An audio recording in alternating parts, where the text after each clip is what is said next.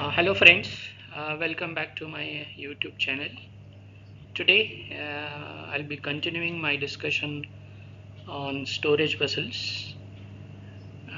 This will be part number 5 of that discussion, and in this I'll be talking about design of storage vessels,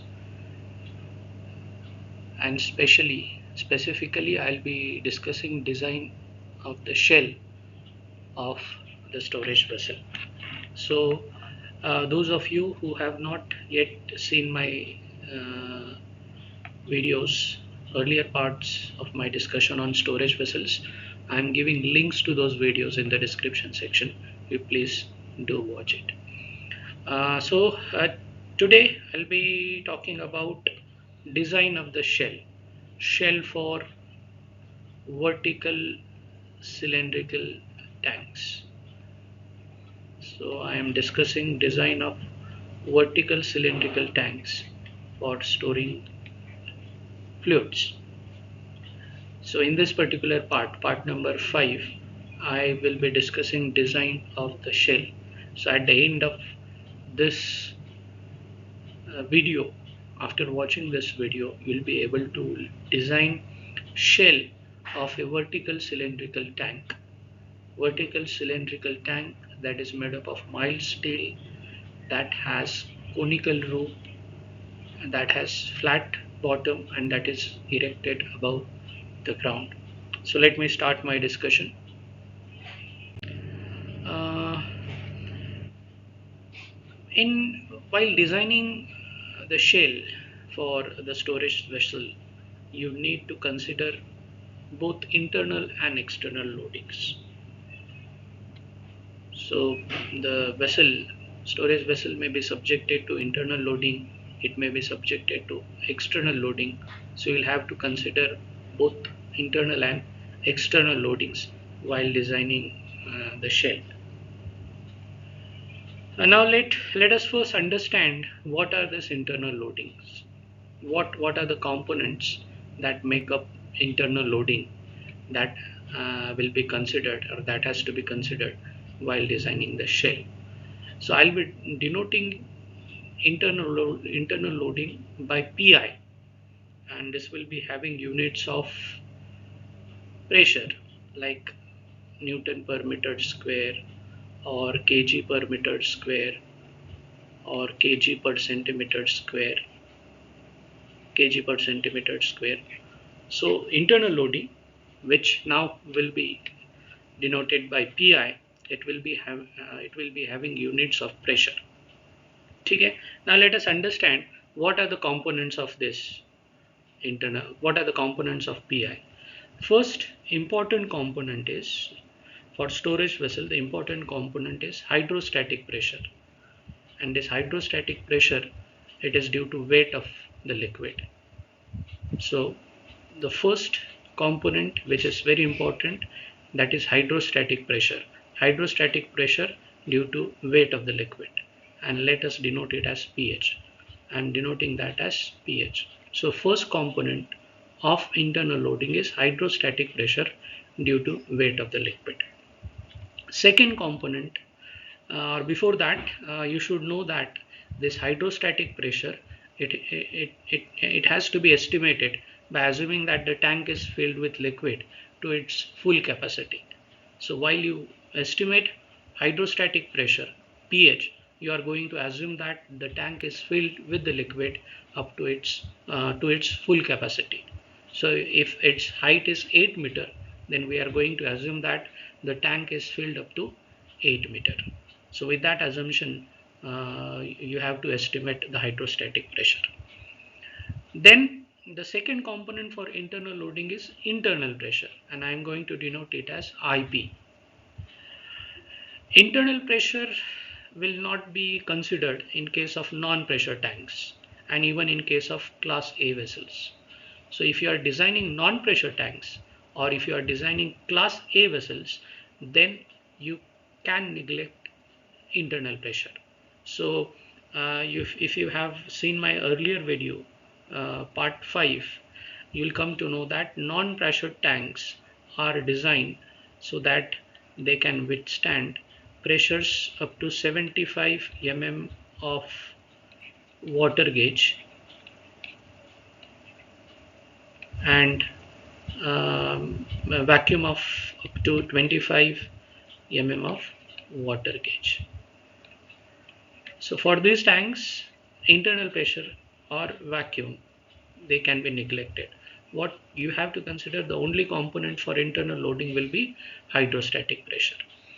Then even for class A vessels, they are designed up to internal pressure of 200 mm of water gauge and 65 mm of vacuum, 65 mm water gauge of vacuum.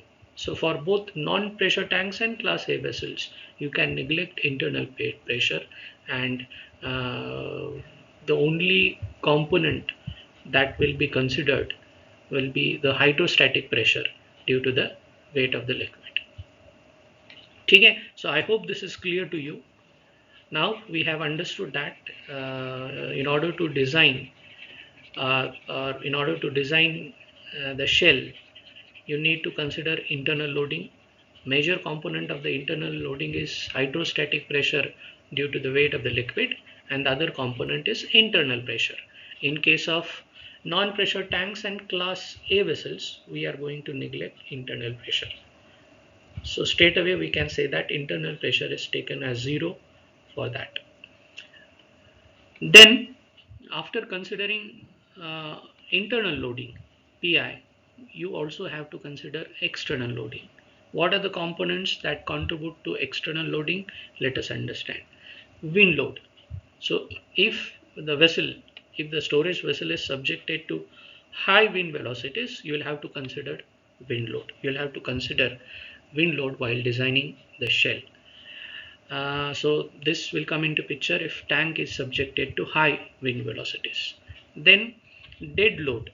So almost all storage tanks will be having platforms attached to them. So you need to consider weight of those platforms as dead load. And if it is of sufficiently if it is sufficiently high, then elevated walkways will be provided. They will be attached to the tank. Weight of those elevated walkways will also contribute to the dead load. So dead load components are weight of the platform attached to the vessel, and then weight of the elevated walkways that are attached to the storage vessels. Okay, so at the end of this discussion, we have understood that while designing shell, both internal loading and external loadings have to be considered. Internal loading, which will be denoted as PI, and it will be having units of pressure like Newton per meter square and so on. First important component of internal loading is hydrostatic pressure. Hydrostatic pressure due to weight of the liquid that is present in the storage vessel. And this will be estimated by assuming that the storage vessel is filled with the liquid to its full capacity. The other component is internal pressure. Internal pressure will be neglected for non-pressure tanks and class A vessels. But it will come into picture for class B vessels. So for class B vessels, the internal loading will be hydrostatic pressure plus internal pressure. Then you also have to consider external loading. External loading, if the storage vessel is subjected, is expected to be facing high wind velocities, then wind load will be considered while designing the vessel. Then uh, the components, dead loads, will include weight of the platform that is attached to the storage vessel, weight of the elevated walkways that are attached to the storage vessels. So in this way, you have to consider internal as well as external loadings while designing the shell. Now let us look at, I have tried to show the information schematically. So you have the shell, uh, you have bottom, this is bottom of the shell, these are walls of the shell, and then on top you have the roof curve angle. This angle is said to be roof curve angle. So this is also a roof curve angle. Roof will be resting on this angle. So roof will be resting on this angles. Okay, so this is the shell. This is bottom, flat bottom for the tank, and then this is roof curve angle. This is also roof curve angle. So on these angles, on these roof curve angles, the conical head is resting, roof sheet, conical head. Then it will be filled. While designing, we are considering that the tank is filled to its full capacity, and then you have the shell. Okay. So while designing shell, you are going to consider internal loading. Internal loading is due to the weight of the liquid in the tank, and in case of class B vessel, you also have to consider internal pressure.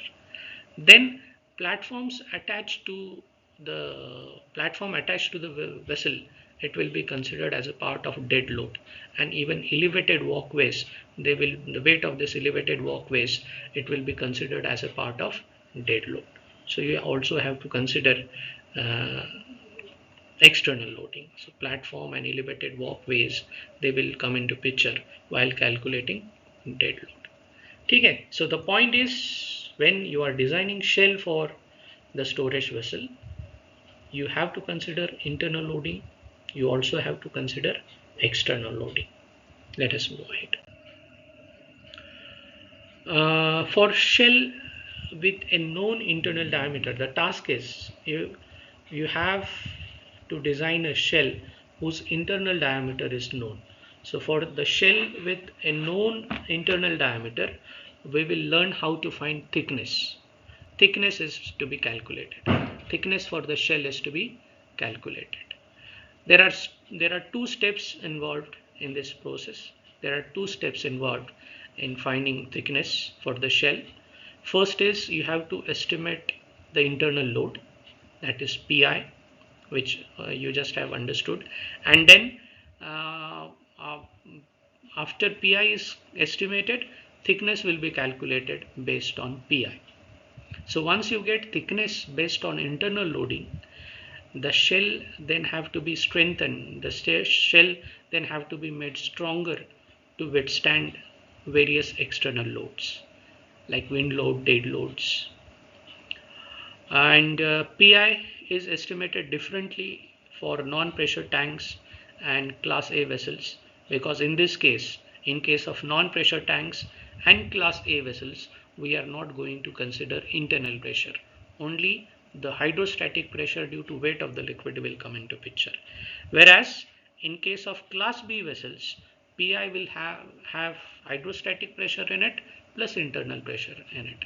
And that's why I am saying that internal load Pi is estimated differently for non-pressure tanks and class A vessels, and then differently for class B vessels.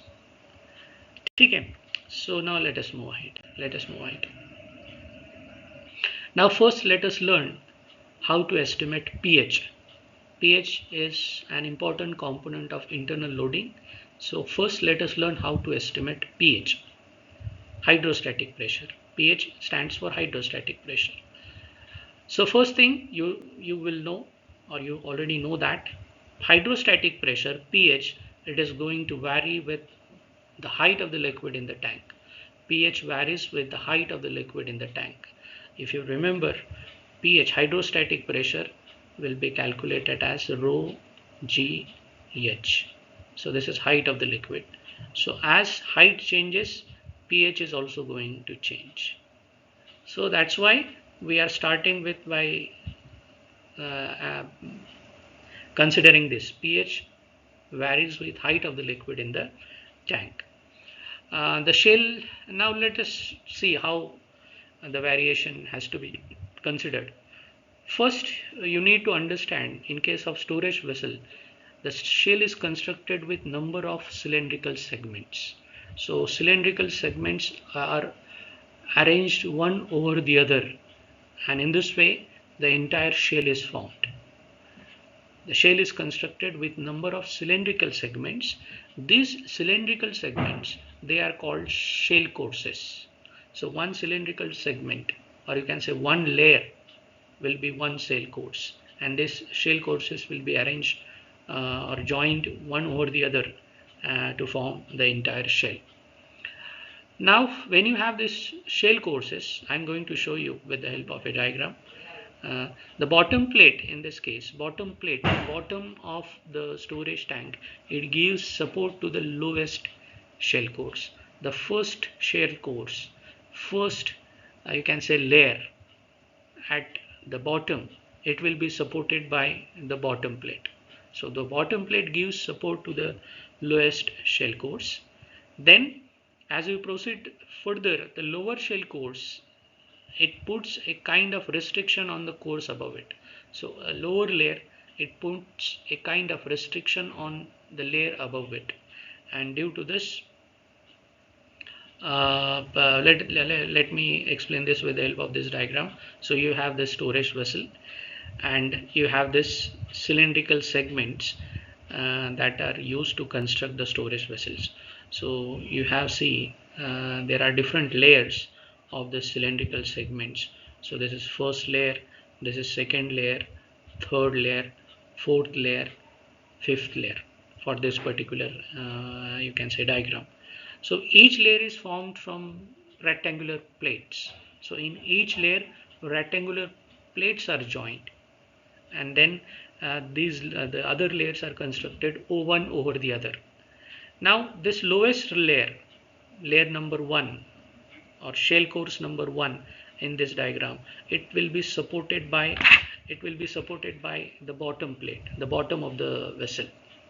It will be supported by bottom of the vessel.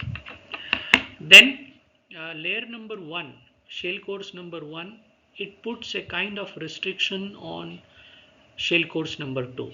Then shell course number 2 puts a restriction on shell course number 3. And this goes on till the end of the vessel. Okay. So lower shell, it puts a kind of restriction on the shell above it.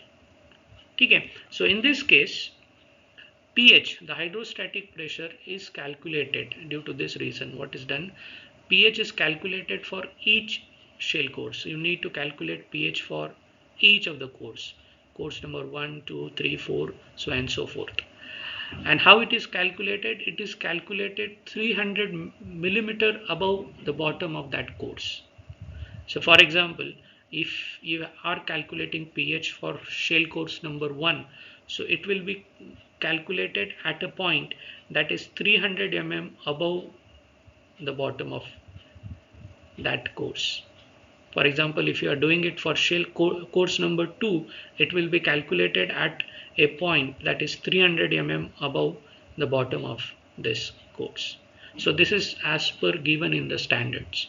So pH will be calculated like that way. So that's why each of the shell course will be having different pH. So pH, the height will be considered from top to a point that is 300 mm above the bottom of a particular shell course. For example, if you consider shell course number 4, now from the bottom we are moving to a point which is at a distance of 300 mm from the bottom, and then this it will be calculated at a point that is 300 mm above the bottom. Okay, now continuing with our discussion on estimation of pH.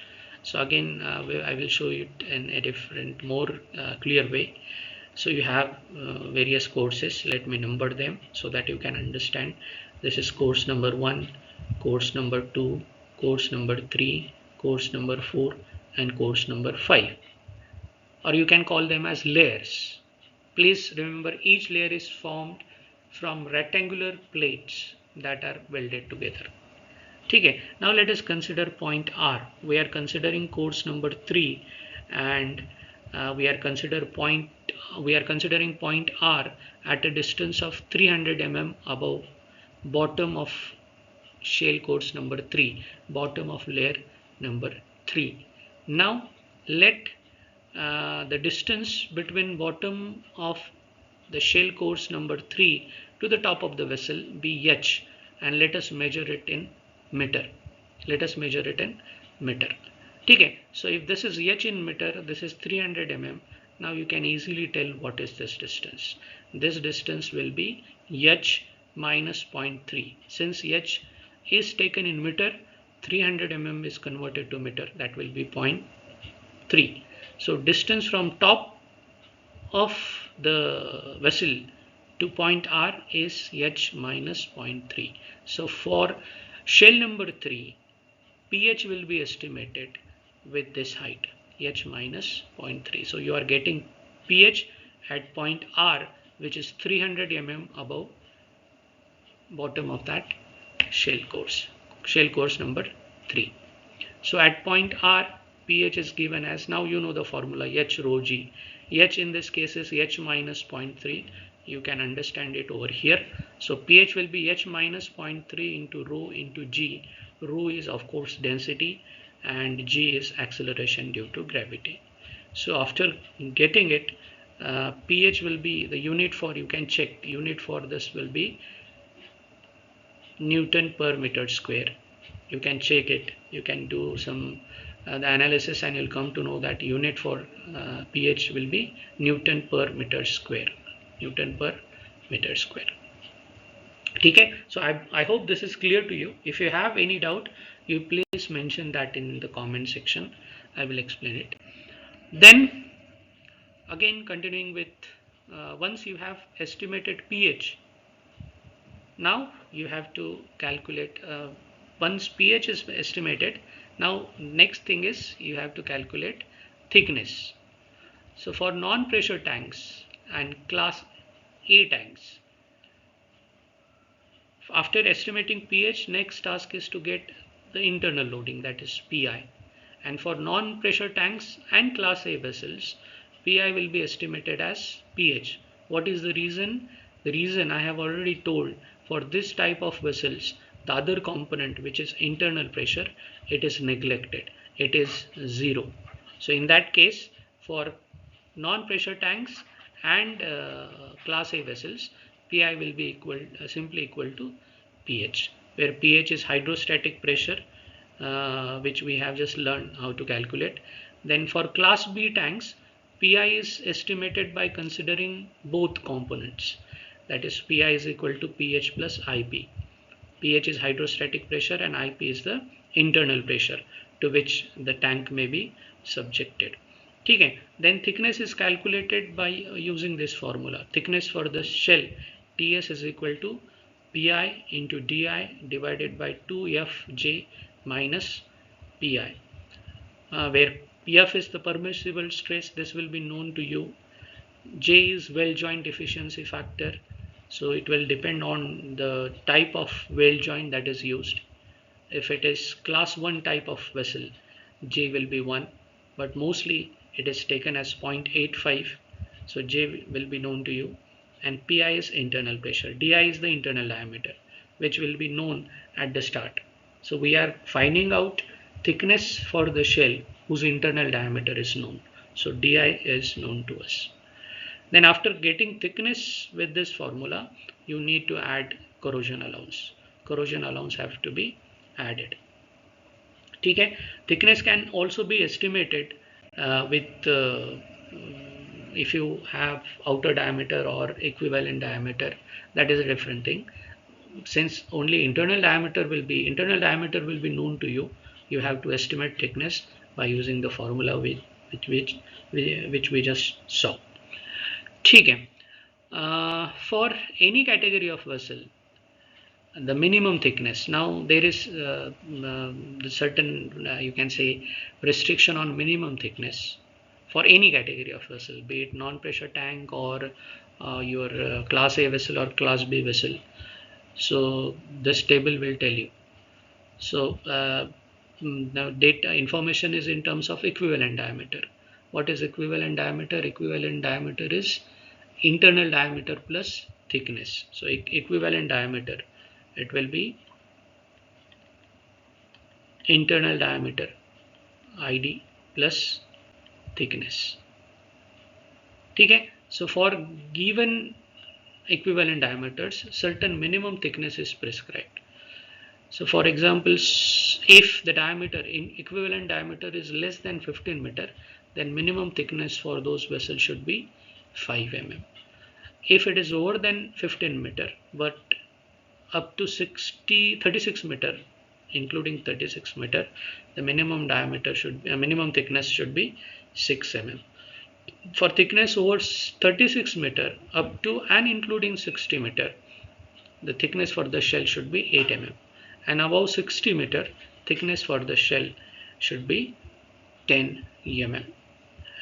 Above thicknesses, all the thicknesses that are given, that also include corrosion allowance. They are with corrosion allowance, so there is no need to add corrosion allowance to this thicknesses.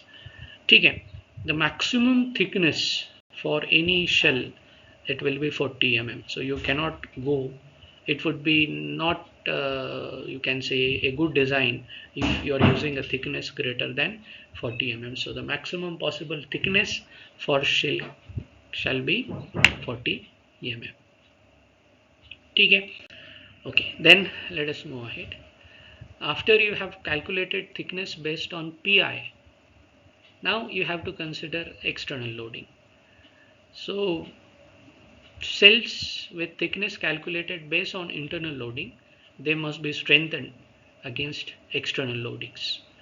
So important external loadings we have already understood earlier: wind load and dead load. Wind load, how can you consider how wind load is to be considered? It is important when empty storage tank is subjected to high wind velocities. So when the tank is empty and wind velocity is sufficiently high, then it may cause damage to the vessel. So that's why it is important when empty storage tank is subjected to high wind velocities. So there is a possibility of failure of the tank by buckling. So under these conditions, under these situations, there is possibility of failure of the vessel by buckling. So what is done? The tank is strengthened by providing stiffeners. So you can take care of this wind load, which can fail by buckling. So you can provide stiffeners and you can take care of the wind load. Then for dead loads, uh, what are the important dead loads? We have already understood: weight of the platform, then weight of the elevated walkways. So when you are designing it, so they are handled properly by redistributing there. So whatever dead loads you have, those dead loads have to be properly redistributed, evenly distributed, so that they will not cause any damage to the vessel. ठीक है. So in this way, we have learned how to design shell for a vertical cylindrical tank. So basically we have learned how to calculate thickness. Thickness is calculated based on PI, that is internal loading, and thickness calculated with this thickness you also have to strengthen the shell by taking care of various external loadings. So with this I end my discussion on design of shell for a vertical cylindrical tank that is subjected to, or that is made up of mild steel, that has flat bottom, that will be having conical roof, and that is erected above the ground. ठीक है. So with this I end my discussion on design of shell.